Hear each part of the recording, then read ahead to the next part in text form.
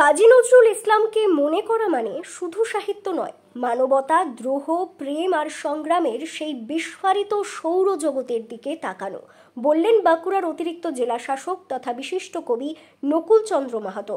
বাঁকুড়া জেলা তথ্য ও সংস্কৃতি দপ্তরের উদ্যোগে সোমবার শহরের রবীন্দ্র ভবনে নজরুল জন্মজয়ন্তী পালন অনুষ্ঠানে বক্তব্য রাখছিলেন তিনি। একই সঙ্গে এদিন অতিরিক্ত জেলা শাসক নকুল চন্দ্র মাহাতো আরও বলেন, কাজী নজরুল ইসলামের লেখায় শব্দেরা ছিল অস্ত্র, গান ছিল বিদ্রোহ আর চেতনা ছিল অনন্ত শিক্ষা। বাঙালি হিসাবে বাঙালি তারিখ দিনগুলোকে পালন করি, তার মধ্যে অন্যতম এই 11ই জ্যৈষ্ঠ। যদিও ইংরেজি তারিখের নিরিখে 24শে মে কবির জন্ম তারিখ, কিন্তু আমরা যারা পালন করি 25শে বৈশাখ, 22শে শ্রাবণ, 11ই জ্যৈষ্ঠ, এইগুলো অন্তত আমরা বাংলা তারিখের নিরিখেই পালন করে থাকি। আজ সেই 11ই জ্যৈষ্ঠ বিদ্রোহী কবির জন্মদিন। আজকের দিনটি শুধু জন্ম জয়ন্তী নয়, আমাদের এক ঐতিহাসিক চেতনার আবাহন।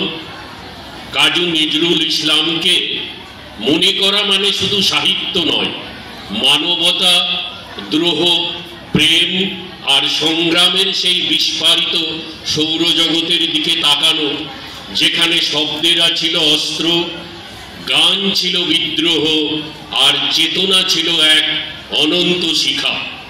যেখানে তার সেই কথা, কারারে লৌহ কপাট, ভেঙে ফেল কর রেলোপাট, রক্ত জমাট শিকল পূজার পাষাণ বিধি।